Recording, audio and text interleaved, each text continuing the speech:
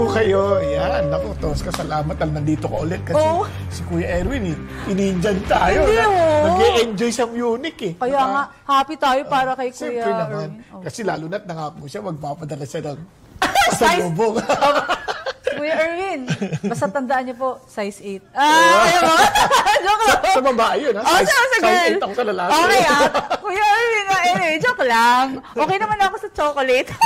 Anyway, nagparinig. But anyway, Kuya Bong, although malungkot ako, pero buti lang nandyan kayo. Kasi nakasama po ako ngayon. Kasi ang dami pong question, Naku po. Kuya. Di bali, basta makakatulong tayo sa mga kapatid natin at sa mga taga-subaybay natin. Ako, ito po ay maluwag nating gagawin.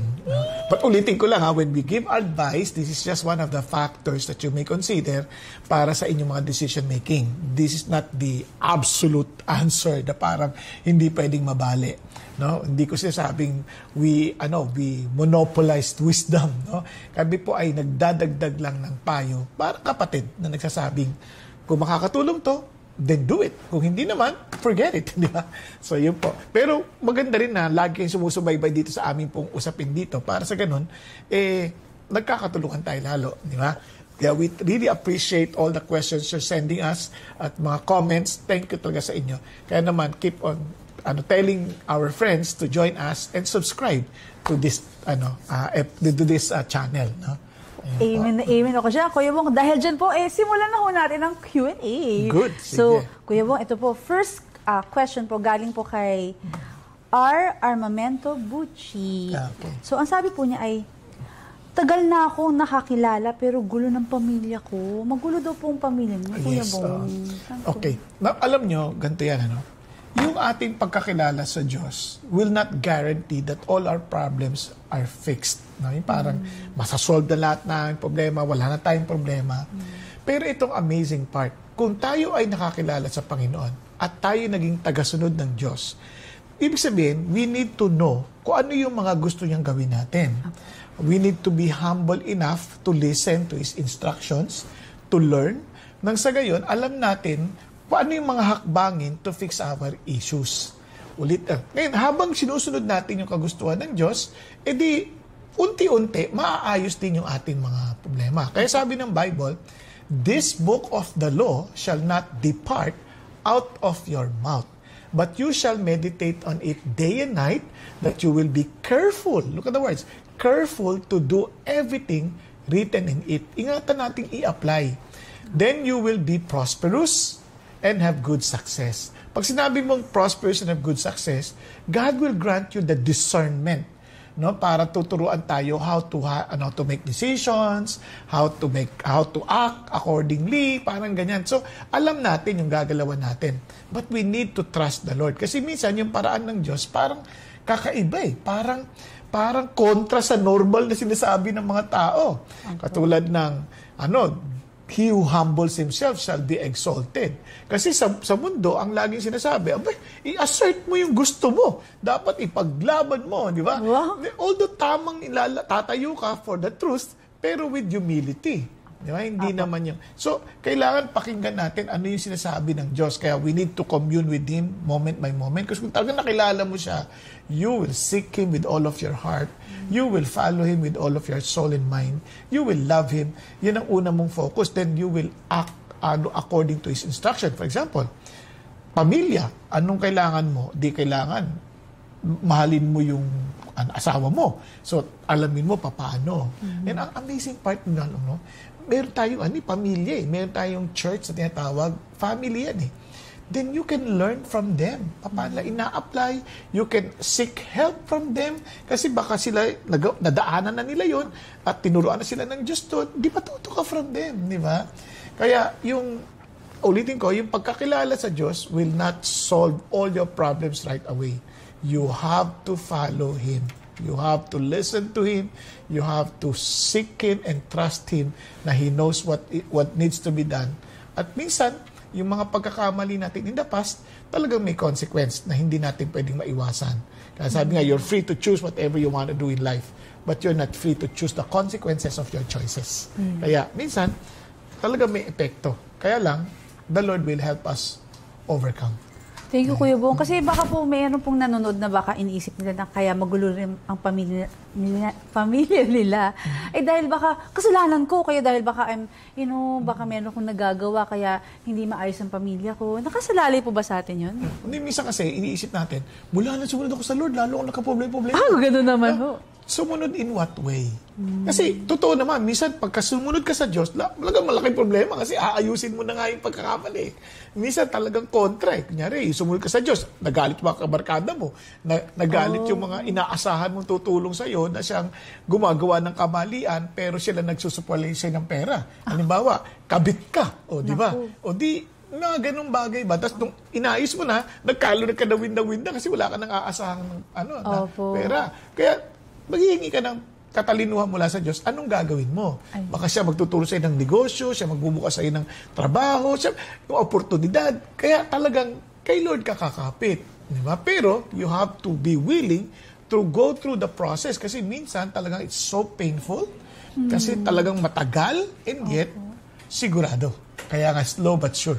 Diba? Yan pong gusto natin, Kuya. Kaya, Kuya, thank you po sa ating pong kapatid na si R. Armamento Bucci. Ayan po ang payo ni Kuya Bong. Kaya, Kuya Bong, thank you so much. Second question. Opo.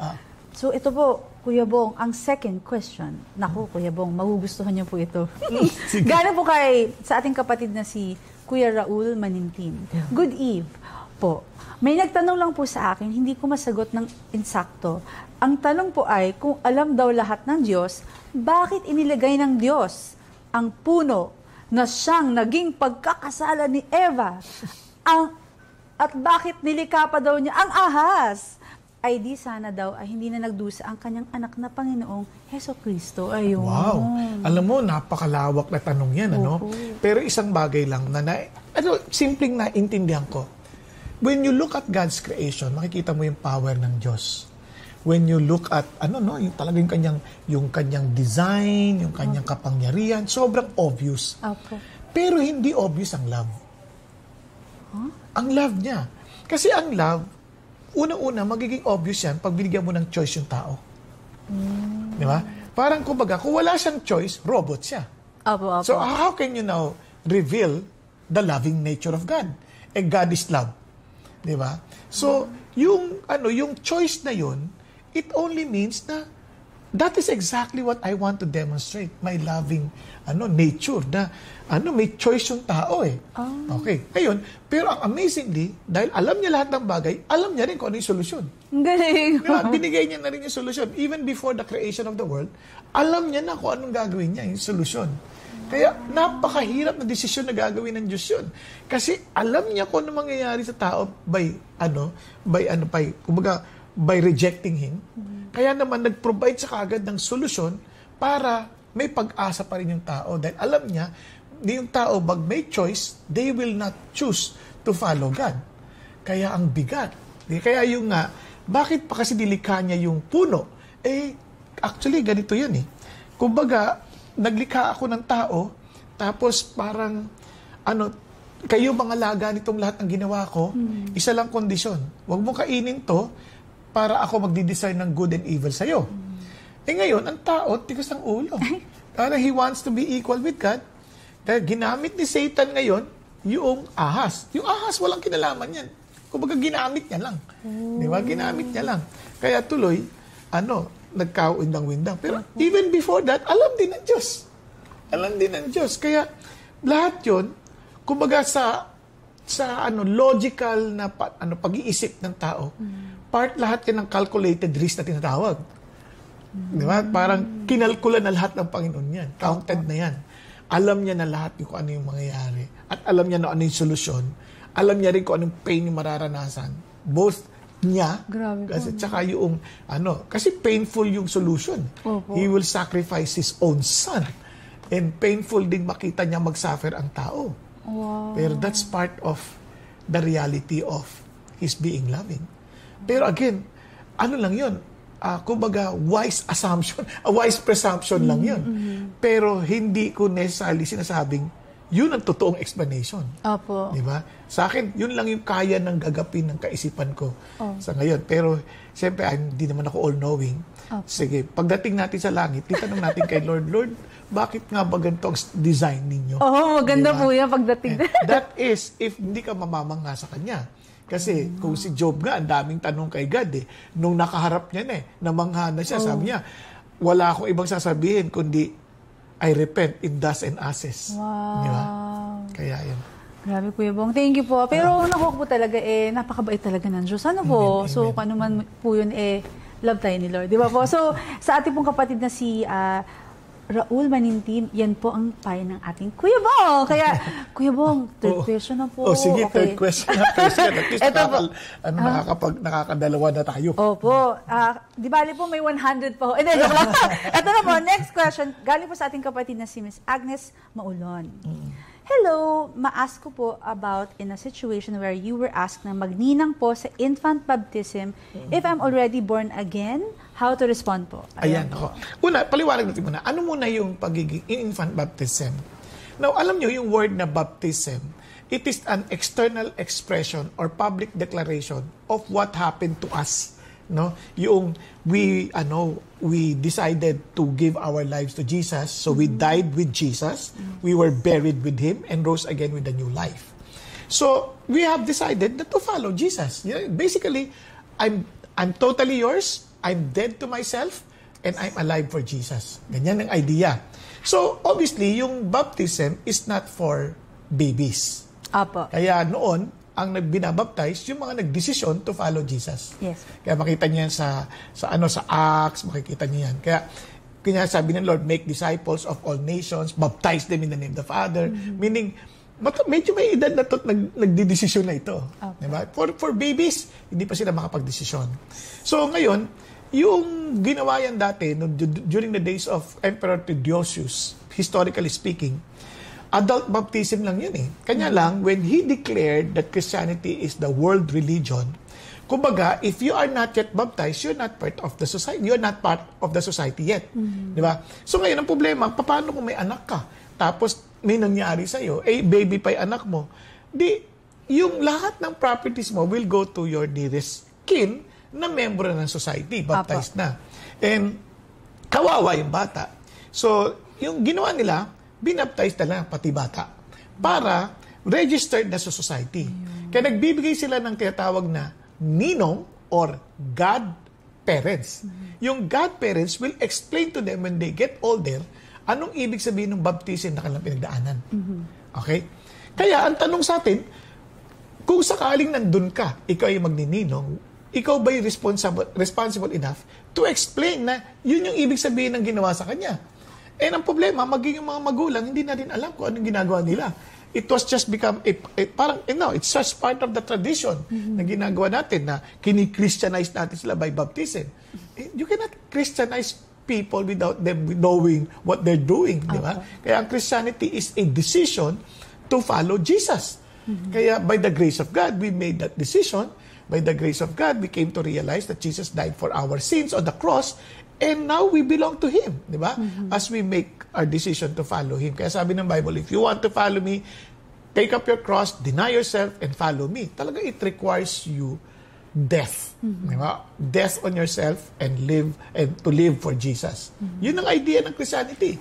It's not joining a group, it is not joining Kaya, kung sakali man na magkaibigan kayo ng magulang, then you can explain. Sabi mo, kapatid, okay kaibigan, I'm so honored na kinukuha mo akong ninang, di ba? Kaya lang, gusto ko lang linawin na ano ba yung ibig sabihin nitong pagiging ninang, di ba? So, that would be an opportunity for you to share the gospel, di ba? Kaya, pwede mo i-recommend na instead na pwede mo na akong maging ninang, pero hindi dahil sa baptism, kundi dinededicate natin yung anak mo sa Panginoon Diyos. Where you are making parang a commitment na you will take care of God's child. Hindi na sa iyo yan. Kay Lord na yan. Yun, galing. Reserved na for Jesus. So, pakiusapan mo, kaibigan mo naman. Hindi ka naman kukuning ninang kung hindi mo siya kaibigan. So, mag-usap kayo na kung hindi mo talaga kaya yung responsibilidad, kasi ako tinatanggihan ko talaga magninong. Dahil, minsan hindi ko kaya mag-build ng relationship doon sa bata. Wala akong time. Wala akong time para mag-build pa ng relationship. Lalo kung malayo sila, hindi naman kami magkalapit, hindi kami malapit ng geographical location. Marang hahanapin pa nila ako pagka Pasko. Parang tuloy, nagtatago tuloy ako, di ba? Hindi naman gano'n. Kaya lang, hindi ko magawa ng responsibilidad. Kaya minsan, sinasabi ko na lang, I'm sorry, hindi ako pwede maging ninong. Di ba? Kasi hindi ko magagawa yung responsibilidad. And it would be very unfair doon sa bata. Okay. Thank you Kasi you have to build relationship Yes po. Tapos para ma-influensyahan mo siya to follow the Lord. Galing. Klaro po yan. Talaga po. Thank you, Kuya Bong. So, ayan po. So, sana po na-bless. I'm sure na-bless po kayo. So, Kuya Bong, next question. Opo, exciting po. Opo. Ito po, kasi meron din po tayo sa YouTube. So, ito po galing sa YouTube. Galing po kay Atlin Maghakot 3443. Usapang nako, Kuya Bong, sa asawa naman to, tungkol sa asawa. Sabi po dito, paano po ba iintindihin at ano ang gagawin kung ang asawa mo na nagtatrabaho para sa kanya lamang? Pag wala na siyang pera, sa'yo hihingin ang pamasahe. At ikaw maghahanda ng baon na pagkain, pero wala siyang iaambag sa'yo kasi para sa kanya lang. At kahit na ospital at hinihiram mo, pero wala siyang binigay, pero nag-iipon siya para sa handa niya, sa kaarawan niya. Paano po ito? Tanggapin o aayusin ng babaeng asawa? Sapat na ba na nag-aalala siya at nagmamalasakit sa pamamagitan ng salita? Pero wala naman siyang nagagawa. Sapat na ba ito? Ayun. Ayan, teka muna. Babae siya, lalaki? Parang babae po siya. So yung babae ang inuutangan ng asawa. Now, una-una sa lahat, tingnan natin yung properties ninyo, dapat, kung mag-asawa kayo, isa na lang kayo. So, pera ng asawa mo, pera mo din. Yung pera mo, pera niya din. That's basically, yun yung design ng Diyos. Ngayon, kung may kanya-kanya kayong pera, bakit kayo nagkaroon ng kanya-kanyang pera? Ibig sabihin, the mere fact na may kanya-kanya kayong pera, hindi nyo naintindihan what it means to be one flesh. Diba? Hindi nyo naintindihan yung to be married, as one. Diba? For the rest of your life. Kaya yun pa lang, pag-usap kayo mabuti. Now, kung hindi nyo kayang maintindihan parehas, you may resort to a counselor, biblical counselor, necessary, para mas naintindihan natin kung ano yung ating sutoong setup. Pero talaga, ang advice ko, maaari, try nyo yung best yung mag-usap kayo ng heart to heart. Ayun. Diba? Heart to heart kayo. Sweetheart, ano ba talaga? Ikaw ang leader ng pamilya. You're supposed to be leading us, providing for us. Diba? So, hindi sa sinusumbatan kita, pero ano ba dapat ang ating gagawing setup para maging mabuti ang ating pagsasama? Mag-usap kayo. Ngayon, kung hindi kaya sa ganun, kung Christian yung asawa mo, at pareho kayo sumusunod sa Diyos, di balik kayo sa Scripture. And kung hindi nyo naintindihan, paano ipapaliwanag Scripture, magandang lumapit kayo sa inyong, yung tinatawag namin dito, sa inyong pastor, o kaya sa inyong D-group leaders, kung saan kasi may D-group leaders maliliit para mas malapitan usapan. Now, ibig sabihin, someone you respect. Kahit na hindi, kung someone you respect na makikinig kay parehas. Ayan. Parang sa ganon, walang miscommunication. Kasi parang, I don't know, Kuya, kung tama yung pagkakaintindi ko, kasi parang feeling ng nagtatanong, parang siya lang lahat, parang inaasa sa kanya lahat. Parang, ewan ko po, parang may sinabi po dito na wala siyang iaambag sa'yo kasi para sa kanya lang. I mean, for a wife or a woman to say that, parang, kasi parang may ganito po kami thinking na, kaya mo ko pinakasalan kasi bubuhayin mo rin ako, di ba? Parang ganon. Paano kaya yung... parang baliktad Kaya pinakasalan kita, di bubuhayin mo. Ewan po, parang ganon po kasi. Kaya nga ibig sabihin, wala silang pagkaunawa ng pagiging one flesh. Wala silang pagkaunawa na whatever you have, whatever you have is also his or hers. Okay. Ganon din sa kanya, vice versa. Kaya ang challenge dito is yung communication ng dalawa. Mag-usap sila. Hindi naman masama hindi naman nagsusumbat, no? Sweetheart, napansin ko lang. Hindi naman masama, napansin ko lang. Pwede ba tayo mag-usap talaga malaliman tungkol dito? Kasi para financial management natin to as a family. Kung may anak pa sila. Napansin ko lang, sweetheart, na huwag ka sana magagalit. Yung ganun, with all due respect, na napansin ko lang, na ba't ka kinakapo sa pera? Ayun. Yung mga ganun tipo. How can we manage it properly. Di ba? Kasi pera ko, pera mo rin. Pero yung pera mo, pera natin lahat. Hindi naman natin pwedeng iyuin lang yan. Opo. Di ba? Parang napansin ko, baon mo, ako na gumagastos. Yung ganon. So, parang it will never be healthy on your part. Kaya, mag-usap kayo. Ang problema lang, pride ng lalaki, hindi ko alam kung saan aabot. Kasi baka bigla dun magalit. Pag nagalit, kaya make sure you pray about it, you ask God to speak to your husband, and kung sakaling mayroon kang chance na magkaroon kayo ng heart-to-heart talk, yung magandang timing, magandang atmosphere, magandang lugar, di ba? At least baka mapag-usapan nyo na mabuti. Ayun. Grabe, Kuya. Ewan ko, Kuya Bo, kasi, I don't know, parang pagpela. Kasi, di ba po, ang hirap po pag yung guy o yung asawa, feeling niya na parang, wala naman akong silbi dito, palamunin lang, sinasabi, palamunin. Kahit di sabihin, pinapa-feel sa akin na palamunin lang. Kuya, ang hirap po, ha? Kaya nga, pag-pray mo talaga yung right words, right place, right, at saka yung right mindset ng asawa mo. Kasi, hindi ko kilala mahirap sabihin, pero, kesa nagtatampo ka deep within your heart, di mabuting mag-usap kayo. Tama. Diba? Mahirap naman yung hahayaan mo lang, tapos may reklamo ka na reklamo sa puso mo. Di mag-usap kayo. Kung hindi mo naman kayang kausapin, di tiisin mo. Diba? Yun ang masakit. Ayaw mo naman mangyari yun. Usap kayo ng masinsinan. Para alam niya rin. Para alam mo rin yung budget, alam mo rin. Kasi, total, kung mas malaking kita mo, talagang part yun ng reality. Pero, basta, ang naintindihan ko sa buhay mag-asawa, yung property nyo, pag-aari nyo pareho yan. Conjugal yan eh. Ayun. Talaga pong, ang dami pong challenges ng pag nag-aasawa ko talaga. Kaya Kuya Bong, thank you talaga sa iyong mga payo. Kaya, Kuya Bong, so, ready na po ba kayo sa next question? Mukhang nag-ipon ka na marami. Kuya Erwin! Kung kailan wala si Kuya Erwin, saka mo binadatan ng maraming tanong. Hindi naman kasi, okay lang. Hindi, Kuya Bong, nagkataon. Ang dami po talagang questions talaga natin mga nanonood. Baka ma-misinterpret mo. Masaya ako nang sumasagot. Basta makakatulong ako. But again, it is not absolute. As long as this can help, praise God. Ayan. Amen. So, ito na po ang question para kay Kuya Bong. Kuya Bong, ito po tungkol po sa D-group. D-group leaders. Okay po. Okay. Ito po galing sa YouTube at LuciaBeth5334. Ako po, follower na ako since 2012. Purposefully, napanood ko si Pastor Bong. Oh, wow. At from then on, kung di ako naka-attend ng live, ay pinapanood ko almost all ng worship service ng CCF. There might really be a problem with your D-group leaders. D-group leaders. Dati akong member ng isang D-group internationally. Then, nag-serve na ako sa local church. 2022, lumipat ako sa UK at dahil napalayo na ako sa church na ina-attendan ko, nag-decide ako mag-communicate sa CCF, hoping meron dito sa kinalalagyan ko. Masaklap po na nangyari, hindi na sumagot ang D-group leader. At i-admit, sobrang nasaktan ako. Di ko in-expect you have leaders like these servants we talk about. Gusto ko lang po sanang mabilong sa kapwa Pinoy. And of course, I wanted to serve God with the CCF.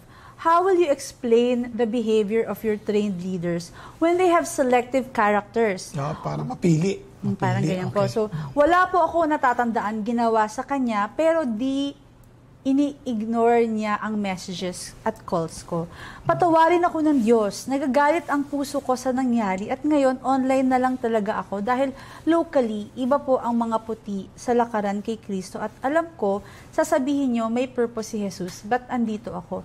I'm addressing your leader here in UK. Okay, good. Sige, siguro ganito, no? Linawin ko muna yung sitwasyon kasi hindi naman natin alam talaga yung buong kwento, hindi natin alam yung buong context. Marahil, ganito ang pangyayari, no? Kasama sa dyan, no, sa D-group na yan, then, she eventually decided to join a local church. Hindi ko alam kung nagpaalam siya o nagkaroon sila ng tampuhan. Hindi ko alam. So, mukhang nasaktan ba yung kapatid? Ganyan, no? I'm not excusing. I'm just trying to figure out ano nag-transpire. Tapos, nung lumipat ka na sa UK, wala ka na sa local church na hindi necessarily CCF, no? Wala ka na sa local church, so parang seemingly, parang hindi ka na connected sa kanila. Now, kumukonect ka ulit. Tama Sa ba? CCF po. Oo, Connect kumukonect po siya ka sa ulit. CCF. Okay. Tapos, ang nakakasakit, parang ba't ka naman hindi na sumasagot? Ba't hindi ka na tumatao? Parang nagre-reply o nag-acknowledge nung text or call. Di ba? Parang ganun ang sinasabi niya eh. Na parang, nasaktan ka kasi parang feeling mo you were rejected. Opo. Okay?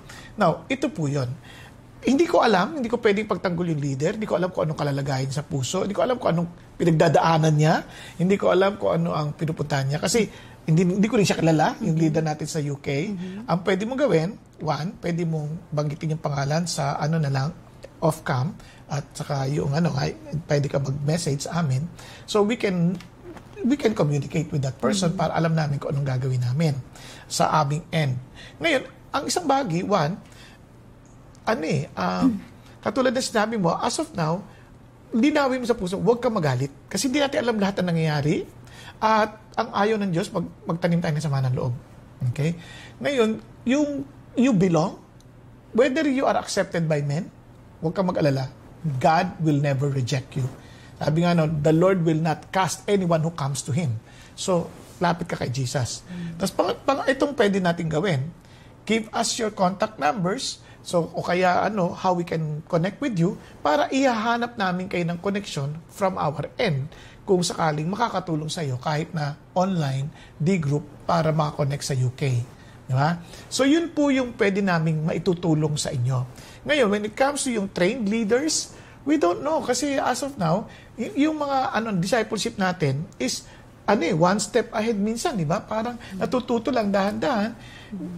Walang perfect na leader eh. Walang perfect. So, magtutulungan din tayong lahat. So, in this case, hindi ko pa siya kilala. So, if you give us the name, we will try our best to help to figure out anong nangyayari. Okay? Basta ang mahalaga, katulad ng sino man, we don't jump into conclusion without first opening the case and understanding what had transpired at ano mga kagaganapan na para bakit nagkaroon ng ganoong sitwasyon. Okay? So, sa iyo naman, ang mapapayo ko, never allow yourself to be eaten by your bitterness dahil lang sa maling kilos ng ibang tao. Kasi ang ating relationship sa Diyos, yung pagkakamali ng iba, yung galaw ng iba, hindi natin kontrolado yon. Yung kaya natin kontrolin at kaya natin ipagkatiwala sa Diyos, doon na lang tayo. No, we focus on what God wants us to do instead of what God or what others are doing against or for us. No, either way, basta ang mahalaga, focus tayo sa ano yung pinagagawa ng Diyos sa atin. Yan. Thank you po, Kuya Bong. At sa ating pong kapatid na nagtanong, ayan po, praise God at talaga pong in-address naman ni Kuya Bong. Kaya, Kuya Bong, thank you. Talagang with love talaga yun Kuya Bong, nakakatuwa. So, Kuya Bong, next question. Alright. Ito po, galing po kay Gimalyn, Kuya Bong. Tungkol po sa tithing. Okay. Opo, ito po sabi ni Gimalyn. Hello mga kapatid sa Espiritu. Lagi naman pinagdidiskasan ng asawa ko po ang 10% sa Bible. Ako po, CCF mula nang pumunta ako dito sa abroad. At asawa ko, yung church kung saan po kami ikinasal, hindi ko po alam paano to explain na hindi po ma-offend ang asawa ko. Please help me po, Pastor Bo. Ayan, okay. Ngayon, ang tanong saan na kayo nag-a-attend ngayon? Saan church kayo nag-a-attend? Kasi unang-una, when it comes to yung giving or tithing, ano muna yung pinaka-principle? Ano muna yung dahilan why God instructed us to tithe? So obviously, iba't ibang scholars, iba't ibang Bible teachers, may iba't iba ring pananaw when it comes to tithing. Nagkataon lang sa CCF, we follow what we think na tamang interpretasyon when it comes to tithing. So, hindi ko sasabing mali yung iba. Ang sasabi ko, this is how far we can parang faithfully follow the instruction of the Lord. Sa aming intindi. So, yun naman ay kumbaga hindi naman it will not affect your salvation, no? It will affect your way of managing the resources ng pinagkatiwala sa ng Diyos. Ang tithing, ang dahilan niyan una-una is to help us focus on kanino tayo nagtitiwala. Kaya it tells us that we trust God, no? More than our wealth. And it is a way of providing for God's house or God's work, di ba? And it creates as in margin sa life natin for God to fill. And ito nagpapaalala na hindi tayo ang source ng kayamanan. At ito rin nagko-connect yung pera natin sa kingdom purpose. At siyempre, ito rin nagbibigay ng saysay sa ating mga trabaho. Kasi at last, there is an eternal significance sa trabaho ko. Ito kinikita ko, may eternal significance. At nagbibigay ito ng laya sa pagiging swapang natin at self-reliant. No? At ganun din, na inuunawa natin na ang lahat ng meron tayo ay alam natin pag-aari ng Diyos. So, doon muna tayo. No? Yun yung tithes. Now, ang tanong nyo, maaaring yung pagtalunan ay kanino natin ibibigay?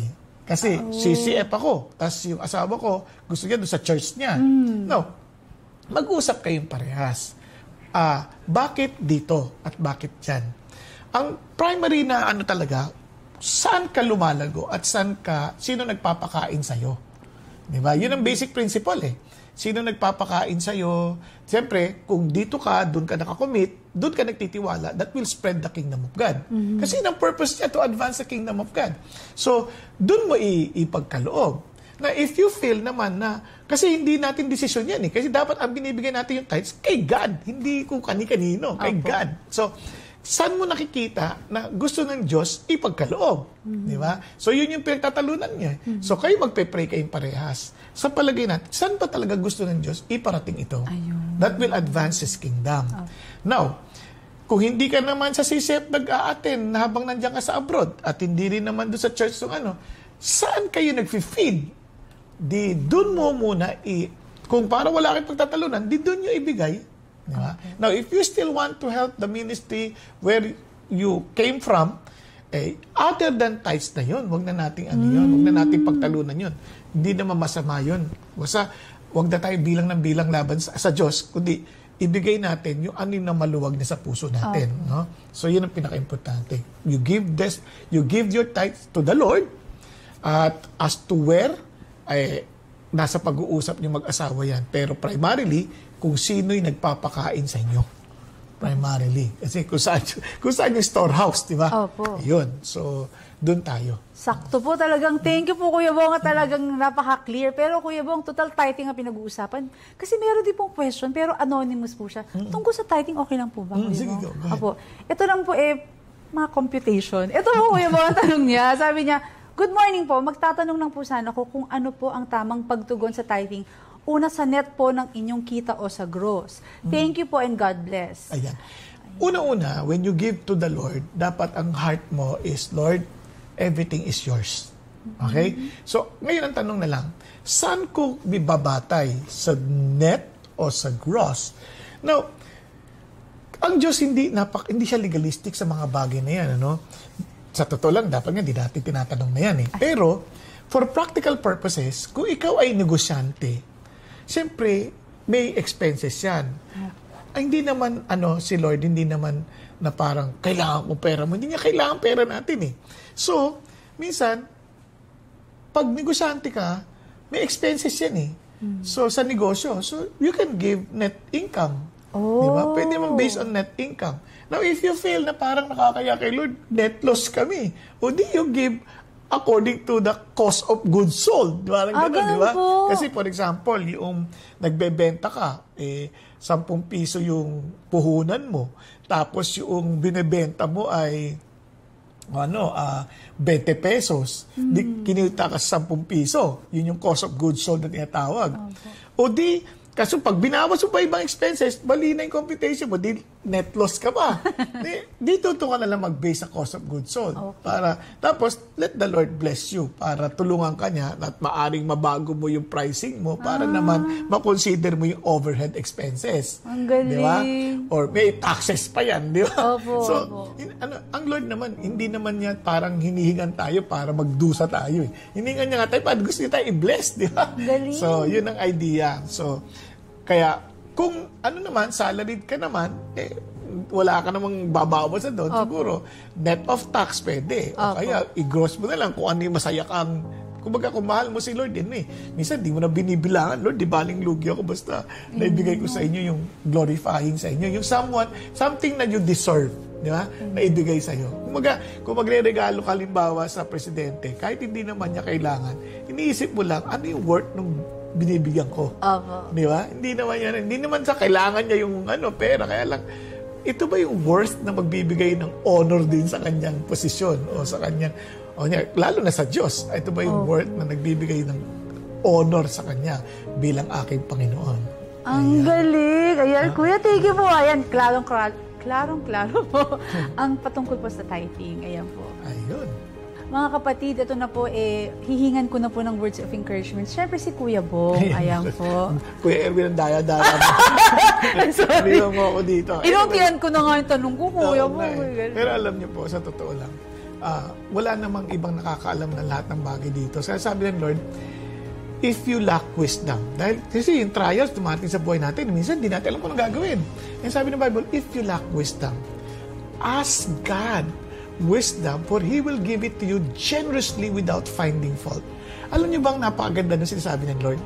Kung kailangan mo ng katalinuhan, lumapit ka sa Kanya at bibigyan niya ito ng walang panunumbat. At alam niyo po ba, but when you ask without doubting. Kasi if you doubt, you're not receiving anything, sabi ng Lord Kaya mabuti, sa panahon na tayo nalilito, lapit tayo sa Diyos. God is just one prayer away. Diba? And He's always there for us kasi He loves us. He wants us to be victorious. He wants us to overcome. Kaya po, lapit lang tayo sa Panginoon. He is always there to hear and listen to us and grant us the wisdom we need. God bless po. Woo! Thank you, Kuya Bong.